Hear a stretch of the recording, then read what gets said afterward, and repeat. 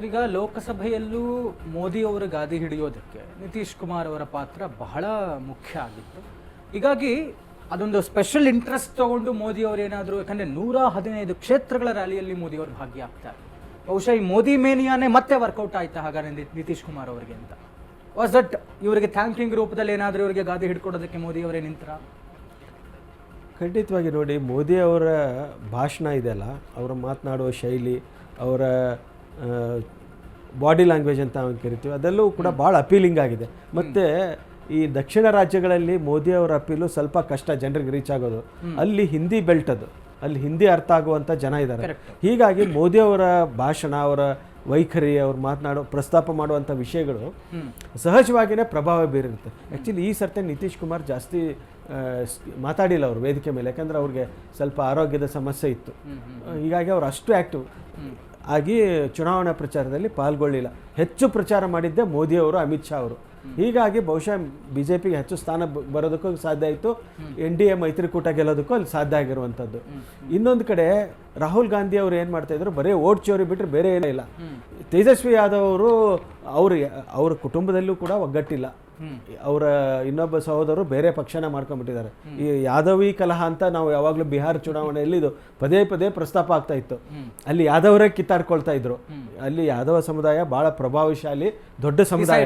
But ಅವರು ತಮ್ಮಲ್ಲೇ ಕಿತ್ತಾಡಿಕೊಂಡು, ಅದಕ್ಕೆ ಒಂದು ಕಡೆ ಹೇಳ್ತಾರೆ, ತಮ್ಮಲ್ಲೇ ಕಿತ್ತಾಡಿಕೊಂಡು ನಿರ್ವಂಶವಾದರು ಯಾದವರು ಅಂತ ನಾವು ಯಾದವ ಸಮುದಾಯದ ಬಗ್ಗೆ ಹೇಳ್ತಿರ್ತೀವಿ.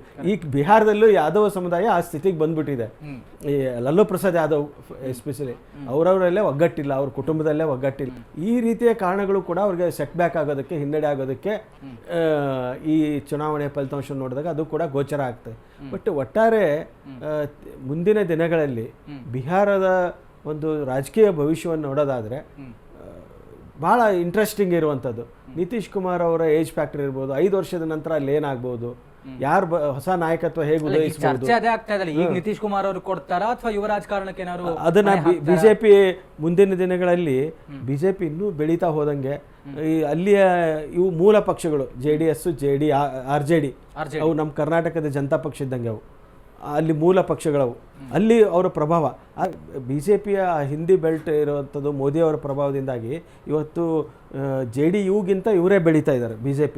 ಇದು ಕೂಡ ನಾವು ಗಮನಿಸಬೇಕು. ರಾಜಕೀಯವಾಗಿ ಬೆಳವಣಿಗೆಯನ್ನು ನೋಡಿದರೆ BJP ಅಪ್ಪರ್ ಹ್ಯಾಂಡ್ ಆಗ್ತಾ ಇದೆ, ಅವ್ರ ಸ್ಥಾನಗಳು ಗೆಲ್ತಾ ಇದೆ. ಇದು ಕೂಡ ಚರ್ಚೆ ಮಾಡುವಂಥ ವಿಷಯಗಳೇ.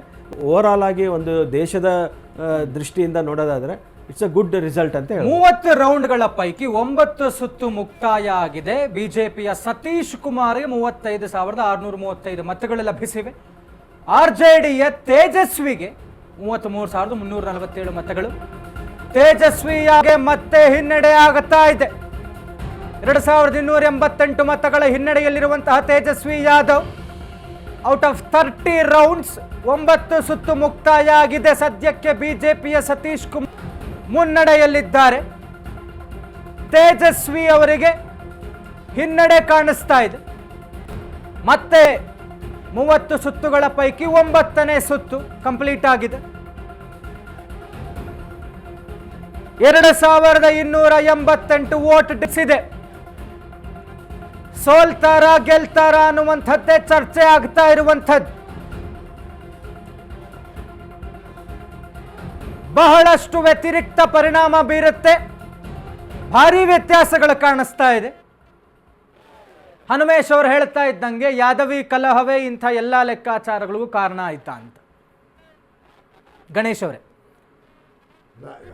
ಈ ಚುನಾವಣೆಯನ್ನು ನೋಡಿದಾಗ ಬಿಹಾರದವನ್ನು ಜನತೆಯನ್ನು ಎಷ್ಟು ನಿಕೃಷ್ಟವಾಗಿ ನೋಡ್ತಿದ್ರು, ಅಥವಾ ಬಿಹಾರ ಅಂತಂದರೆ ಜಂಗಲ್ ರಾಜು, ಅದು ಒಂದು ಅಶಾಂತಿಯ ವಾತಾವರಣ, ಅಲ್ಲಿ ಭದ್ರತೆ ಇಲ್ಲ, ಶೌರ್ಯ ಕ್ರೌರ್ಯ ಇವೆಲ್ಲ ಜಾಸ್ತಿ ತುಂಬಿದೆ ಅನ್ನತಕ್ಕಂಥದ್ದನ್ನು ಬಿಂಬಿಸಿ ಬಿಹಾರ ಅಂತಂದರೆ ಏನೋ ಒಂದು ಕೆಟ್ಟ ರೀತಿಯಲ್ಲಿ ಇವತ್ತು ಬಿಹಾರದ ಜನ ಇಡೀ ದೇಶದ ಜನತೆಯಲ್ಲಿ ಗಮನ ಸೆಳೆದಿದ್ದಾರೆ.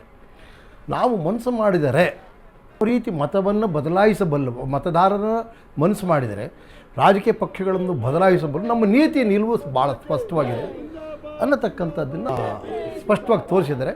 ಇದು ಎಲ್ಲೋ ಒಂದು ಕಡೆ ದೇಶದ ದೃಷ್ಟಿಯಲ್ಲಿ ಬಿಹಾರ ಒಂದು ಗಮನ ಸೆಳೆಯತಕ್ಕಂಥ ಒಂದು ರಾಜ್ಯವೂ ಆಗಿದೆ. ಆ ಮತದಾರರು ಅಷ್ಟೇ ಪ್ರಬುದ್ಧರು ಅನ್ನತಕ್ಕಂಥ ರೀತಿಯಲ್ಲಿ ಬಿಂಬಿಸ್ಕೊಂಡಿದ್ದಾರೆ. ಈಗ ಎರಡು ಭಾಗ ನೀವು ಮುಖ್ಯಮಂತ್ರಿಗಳು ನೋಡ್ತಿದ್ರಿ. ಈಗ ಚುನಾವಣೆ ರಿಸಲ್ಟ್ಸ್ ಬಂದಿದೆ. ಒಂದು ರಾಜಕೀಯ ಪಕ್ಷವಾಗಿ JDU ತನ್ನ ಪ್ರಾಬಲ್ಯವನ್ನು ದುಪ್ಪಟ್ಟು ಬೆಳೆಸ್ಕೊಂಡಿದೆ. ರಾಜ್ಯದಲ್ಲಿ ಪ್ರತಿಪಕ್ಷವಾದಂತಹ ಬಿಜೆಪಿ ಸಂಭ್ರಮಾಚರಣೆಯಲ್ಲಿ ತೊಡಗಿರುವಂತಹ ವಿಜುವಲ್ಸ್ ಅನ್ನು ನೋಡ್ತಾ ಇದ್ರೆ ತಾವು ಸ್ಕ್ರೀನ್ ನಲ್ಲಿ.